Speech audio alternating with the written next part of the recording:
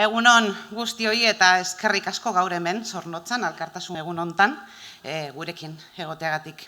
Ia Zurruñan Elkartasun eguna ospatu genuen, berreskuratu genuen, pandemiak derrigortutako geldiariaren ondoren. Eta urten hemen gaude, Zornotzan, Bizkaian. Eta hemen egonda, herri honetan egiten ari den lana, beste leku guztietan bezala, balioan jarri behar da. Horregatik zoriondu behar zaituztegu, hauteskundetako emaitza bikainen gatik. Izan ere,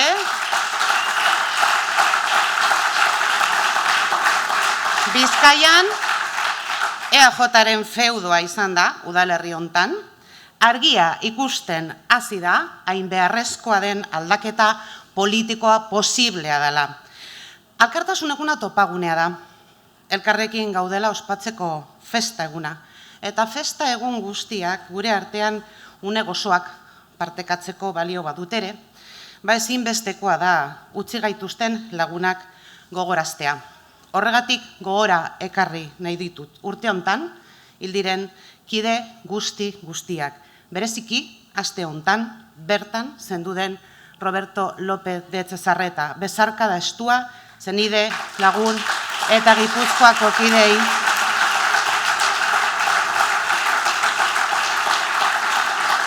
Izan zirelako gara, eta garelako izango gara, eta izango dira ez izan zalantzarik.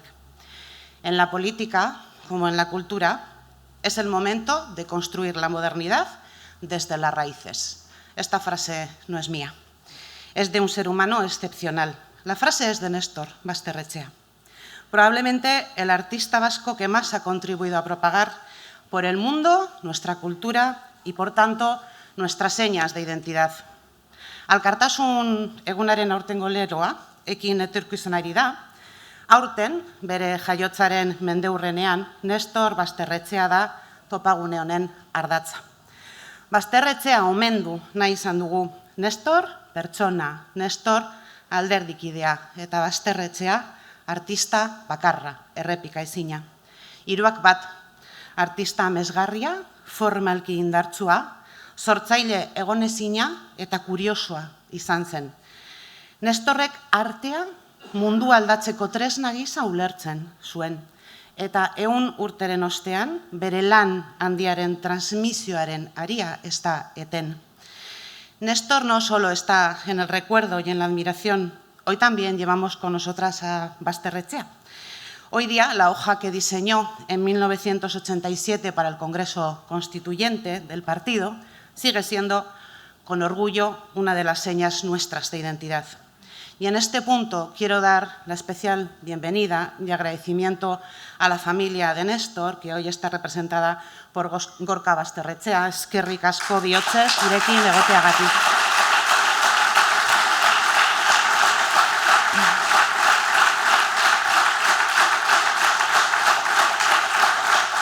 Pero volvamos a la frase de Néstor, volvamos a esa frase. La frase está extraída de una entrevista del año 1995, pero se la podrían haber hecho ayer mismo. Casi 30 años después, está más vigente que nunca. Política vanguardista y de raíces. 21. mendeko politika egin nahi badugu, erroetara jo behar dugu. Gertakarien bideak erakusten du, Basterretxeak esan bezala, politika aurreratua egin nahi badugu, abanguardiakoa gure sustraietatik egin behar dugula. Izan ere, estatu handiak beren politika austerizioekin porrot egin dute. Ongizate gizartea deitu zutena lehertu dute. Gure beharrak asetzeko zeharo ez gaituta daude. Ultraeskuinak eta fasismoak hori baliatzen dute, eta indartsu dabiltza zorizarrez munduan zehar. Eta horren aurrean, errezeta da oraingoz, estaturik gabeko nazioetatik proposatzen duguna.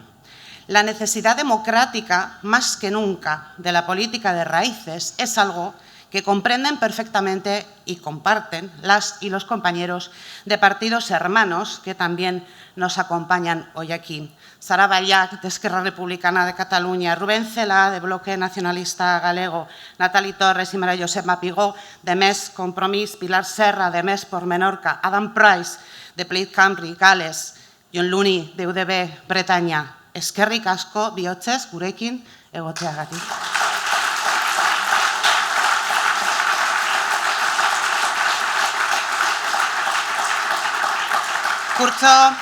Kurtso politiko berri bati, hasiera eman diogu, eta honekin hauteskunde ziklo luze bat izten dugu. Hauteskunde autonomikoak EAEn, Europar Parlamenturako hauteskundeak eta Frantziako hauteskunde legegileak. 3 hauteskunde eta 3etan mugarri garrantzitsuak, historikoak lortu ditugu. EAEn gora egin dugu, botoetan EAJak galtzen zituen bitartean, eta jeltzaleak berdindu ditugu Eusko Legebiltzarreko eserlekuetan. Ipar Euskal Herrian, Ezkerreko abertzaleok lehen aldiz lortu dugu ordezkaritza. Frantziako asanbladan Pello Dufo diputatuarekin. Nahi ez badut ere, Parisen entzun beharko gaituzte.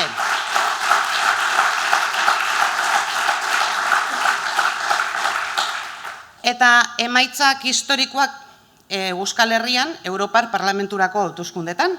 EAEn lehenengo indarra izan ginen eta Nafarroan 3. indarra. Emaitza historiko guzti hauek adierazten dute, une hontan, ezkerreko subiranistok indartsu gaudela. Gure dema berretziz, ozen esaten dugu beste behin ere, EH Bildu da benetako aldaketa posible egin dezakeen, tresna eraginkor bakarra. Euskal Herrian,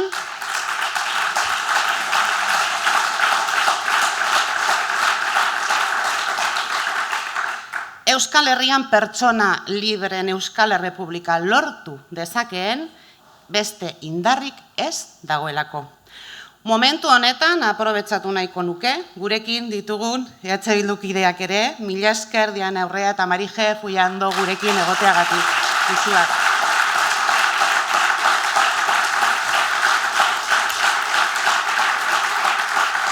Eta hain zuzen ere proiektua indartzeko, EH Bilduren kongresu prozesua dugu.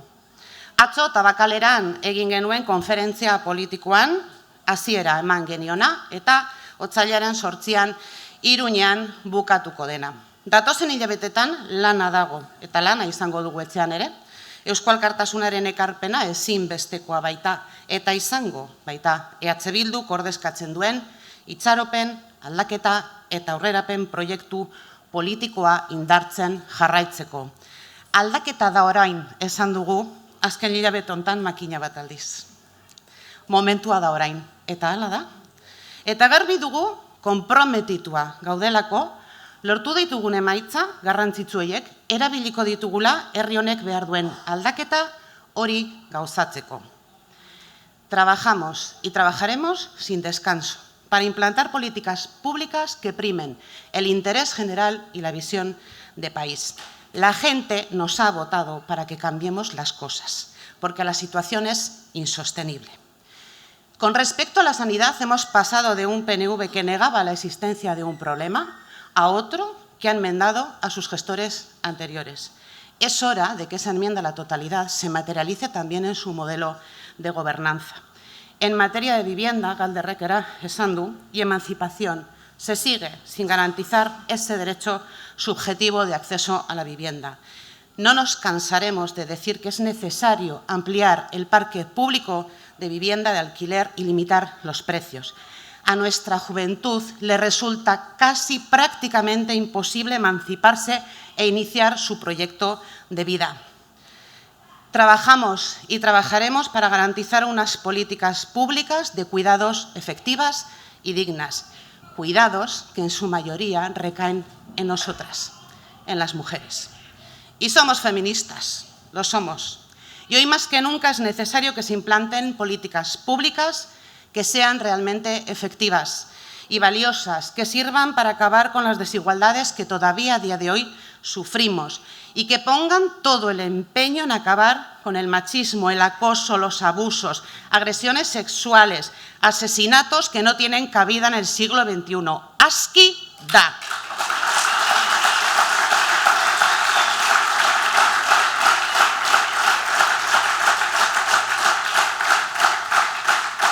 Son tantos los retos que tenemos por delante que no nos podemos despistar.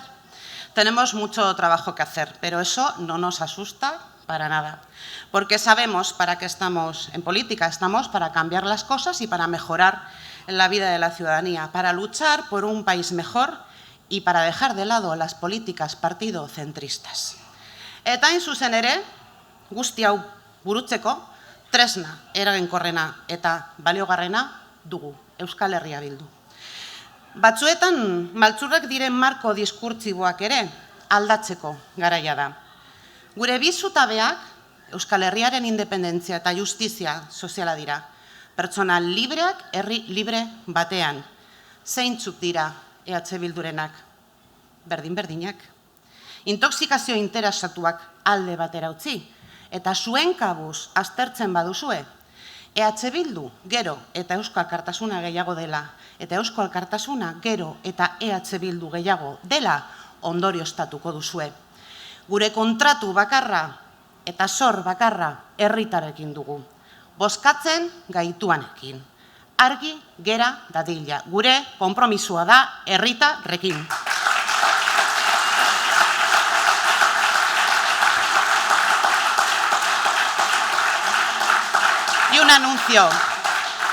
Un anuncio y un aviso a la vez. Euskal Herria Bildu tiene éxito porque es un movimiento político que está respondiendo directamente a los retos del siglo XXI.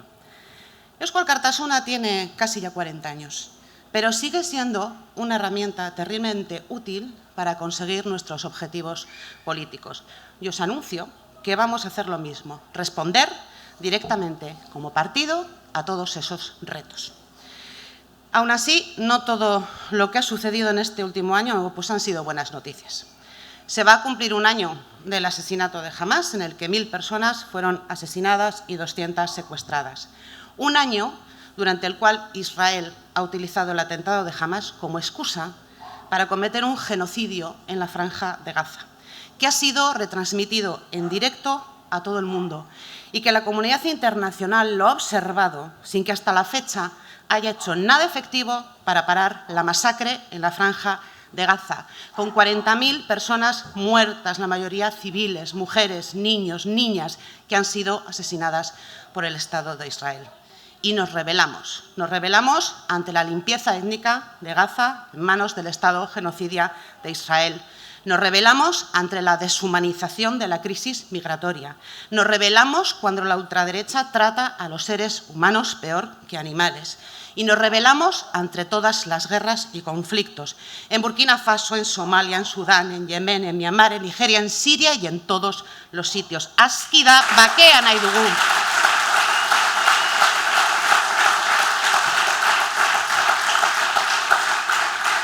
Eta Euskal Herrira bueltatuz, kurtso politiko herri honetan pilpilean egongo den beste gai bat, estatus berriarena izango da.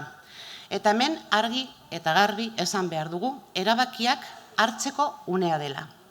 2012tik gai honekin gabiltza bueltaka, inoiz iristen ez den kontsulta promesekin, autogobernu batzordean onartzen diren zirriborroekin eta gero kajoian gordetzen direnekin. 55 urte igaro dira, Gernikako estatutua onartu zenetik. Eta badugu nahiko esperientzia jakiteko, estatutuak ez duela bete, orain dela 55 urte hitzartutakoa. Transferentziak Madrilen nahi izan duenean edo gobernua premia egoeran egon denean, iritsi direla. Eta ez hitzartutakoa betetzeko borondate politikoa zutelako. Beraz, esperientziak esaten digu beharrezkoa dela estatus berri bat. Estatus berri bat. Beharrezkoa dela estatuarekiko harreman eredu berri bat. Non bermeak egongo diren hitzartutakoa betetzeko eta euskal gizartearen borondatea errespetatzeko. Como decía, la necesidad de nuevo estatus que parte de la experiencia de incumplimientos de estos 45 años de estatuto. Un nuevo modelo de relación con el Estado que también el propio Estatuto de Gernika ya menciona como posibilidad en su disposición adicional, al dejar bien claro que la aceptación del régimen de autonomía no implica renuncia del pueblo vasco a los derechos que como tal le hubieran podido corresponder. A Andueza parece que esto le vale, el estatuto a medias. Veremos hasta dónde está dispuesto a llegar Pradales. Y también nos lo está pidiendo la ciudadanía, porque numerosas encuestas han destacado siempre, la última esta misma semana, del Naciómetro A, que se ha presentado esta semana, como decía, han demostrado que esta sociedad existe una mayoría significativa, superior al 60%, que apoya el derecho a decidir. Esa mayoría se refleja también en el Parlamento de Gasteiz. Por lo tanto, hay mimbres democráticos suficientes para hablar de un nuevo estatus, de un nuevo modelo de relación con el Estado, en el que se reconozca el derecho de la sociedad vasca a decidir libre y democráticamente su futuro. Y a nosotras nos van a encontrar ahí, con la democracia y con los derechos de este país y que como pueblo nos corresponden.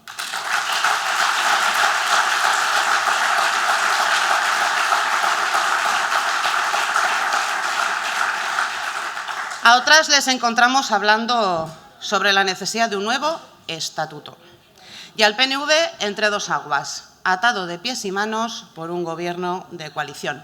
Pues serán ellas quienes deben aclarar y demostrar, más allá de declaraciones puntuales, si están dispuestas a oficializar el derecho a decidir o si pretenden que sea un mero debate sobre competencias.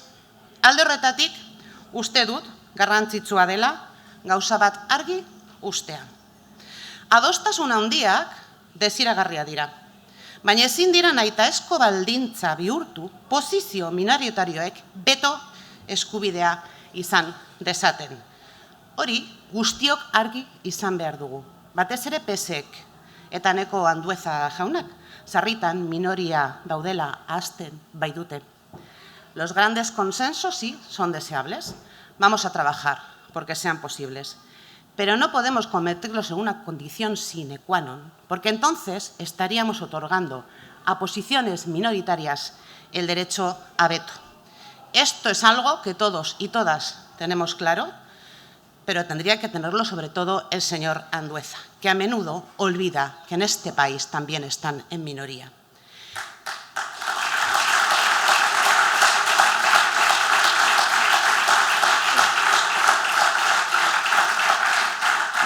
Eta bazterretzea eguneko ardatz, bukatzeko, ez dut ahaztu nahi oso garrantzitsua den gaia. Nazio minorizatua gara, estaturik gabeko nazioa.